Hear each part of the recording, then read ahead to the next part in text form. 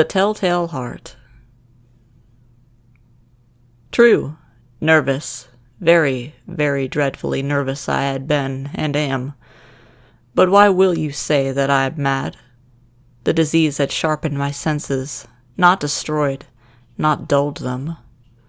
Above all was the sense of hearing acute. I heard all things in the heaven and in the earth. I heard many things in hell. How, then, am I mad? Hearken, and observe how healthfully, how calmly, I can tell you the whole story. It is impossible to say how first the idea entered my brain, but once conceived, it haunted me day and night. Object there was none. Passion there was none. I loved the old man.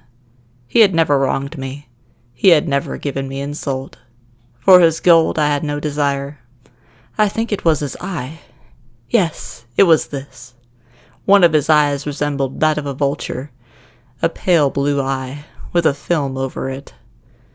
Whenever it fell upon me, my blood ran cold, and so by degrees, very gradually, I made up my mind to take the life of the old man, and thus rid myself of the eye forever.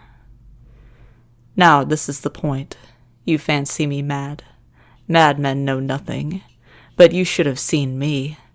You should have seen how wisely I proceeded, with what caution, with what foresight, with what dissimulation I went to work.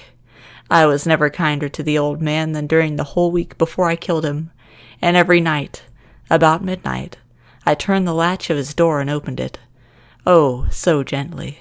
And then, when I had made an opening sufficient for my head, I put in a dark lantern, all closed, so that no light shone out, and then I thrust in my head. Oh, you would have laughed to see how cunningly I thrust it in. I moved in slowly, very, very slowly, so that I might not disturb the old man's sleep. It took me an hour to place my whole head within the opening so far that I could see him as he lay upon his bed. Would a madman have been so wise as this? And then, when my head was well in the room, I undid the lantern cautiously. Oh, so cautiously, for the hinges creaked. I undid it just so much as a thin ray fell upon the vulture eye. And this I did for 7 long nights. Every night, just at midnight. But I found the eye was always closed, and so it was impossible to do the work. For it was not the old man who vexed me, but his evil eye. And every morning, when the day broke, I went boldly into the chamber, and spoke courageously to him, calling him by name in a hearty tone, and inquiring how he had passed the night.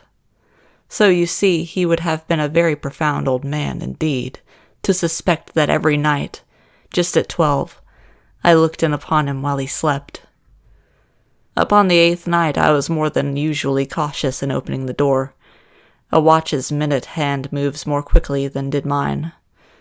Never before that night had I felt the extent of my own powers, of my sagacity.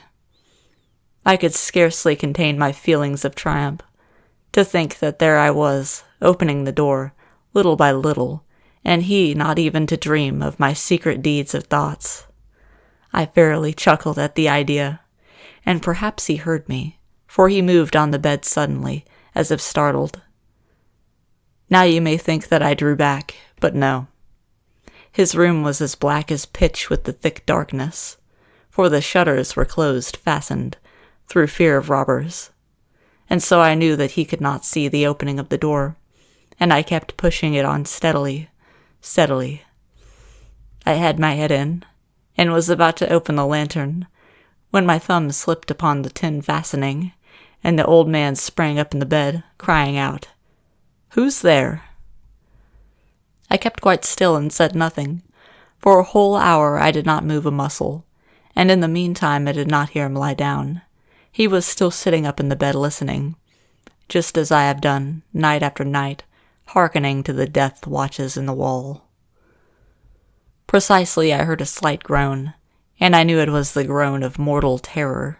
It was not a groan of pain or grief. Oh no.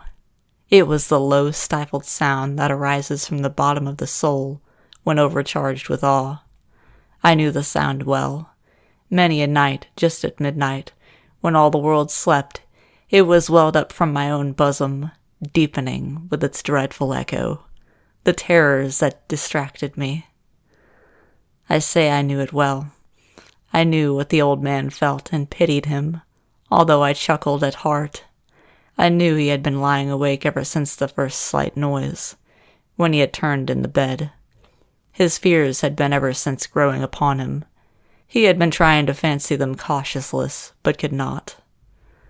He had been saying to himself, "It is nothing but the wind in the chimney.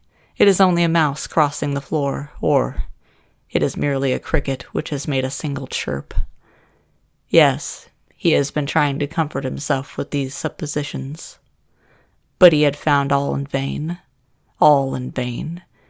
because death, in approaching him, had stalked with his black shadow before him and enveloped the victim.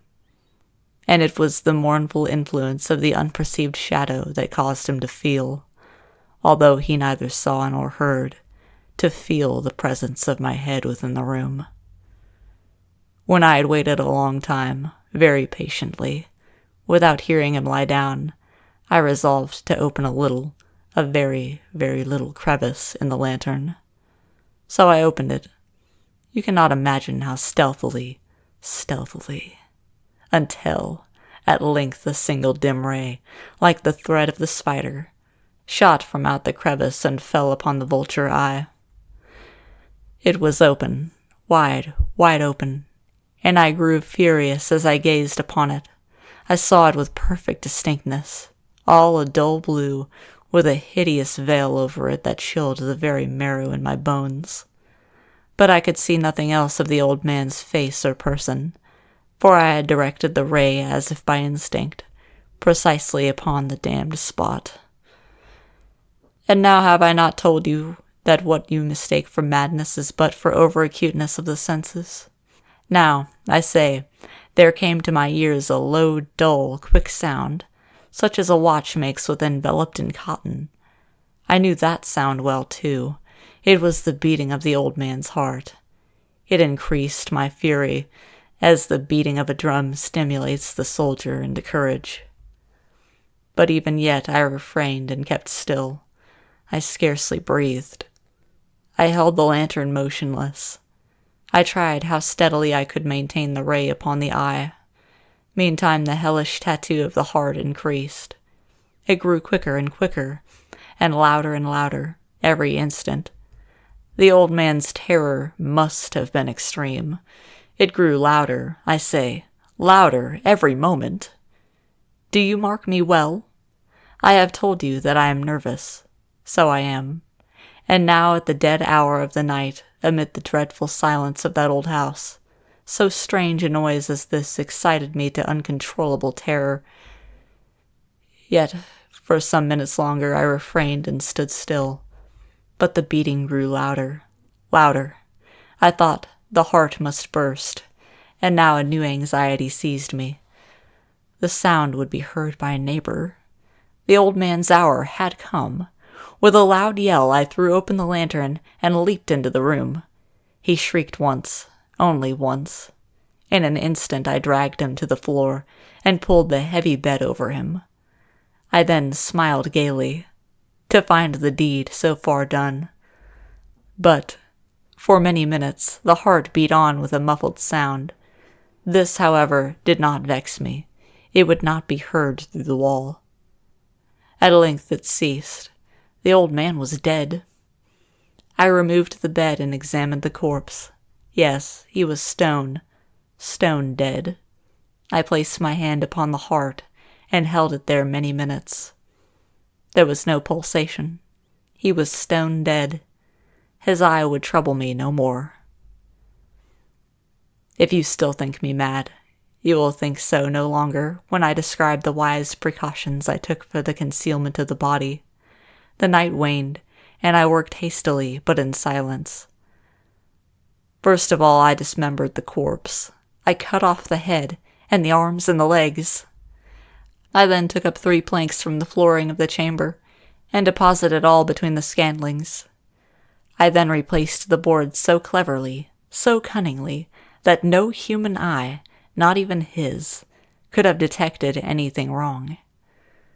There was nothing to wash out, no stain of any kind, no blood spot whatever. I had been too wary for that. A tub had caught all.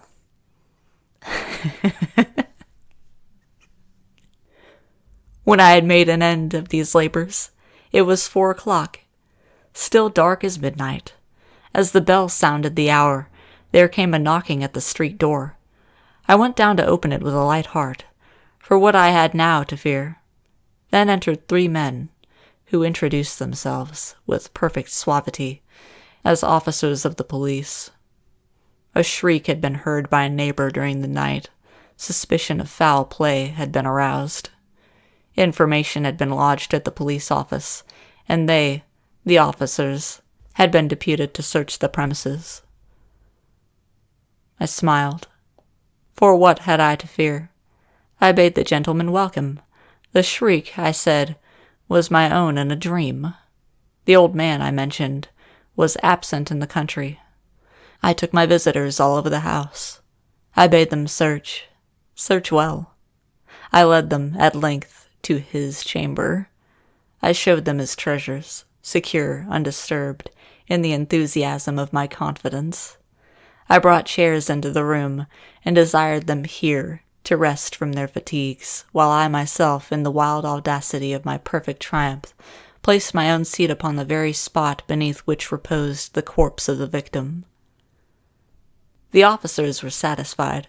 My manner had convinced them. I was singularly at ease. They sat, and while I answered cheerily, they chatted on familiar things, but, ere long, I felt myself getting pale and wished them gone. My head ached, and I fancied a ringing in my ears. But still they sat and still chatted. The ringing became more distinct. It continued and became more distinct. I talked more freely to get rid of the feeling, but it continued and gained definitiveness, until, at length, I found that the noise was not within my ears. No doubt I now grew very pale, but I talked more fluently, and with a heightened voice. Yet the sound increased, and what could I do? It was a low, dull, quick sound, much such a sound as a watch makes when enveloped in cotton. I gasped for breath, and yet the officers heard it not. I talked more quickly, more vehemently, but the noise steadily increased. I arose and argued about trifles, in a high key and with violent gesticulations, but the noise steadily increased. Why would they not be gone? I paced the floor to and fro with heavy strides, as if excited to fury by the observations of the men, but the noise steadily increased. Oh God! What could I do? I foamed, I raved, I swore. I swung the chair upon which I had been sitting, and grated it upon the boards. But the noise arose all over and continually increased. It grew louder, louder, louder, and still the men chatted pleasantly and smiled. Was it possible they heard not? Almighty God, no, no! They heard. They suspected. They knew. They were making a mockery of my horror. This I thought, and this I think, but anything was better than this agony. Anything was more tolerable than this derision. I could not bear those hypocritical smiles no longer. I felt that I must scream or die. And now, again, hark! Louder, louder, louder, louder! Villains, I shrieked. Dissemble no more. I admit the deed. I tear up the planks. Here, here. It is the beating of his hideous heart.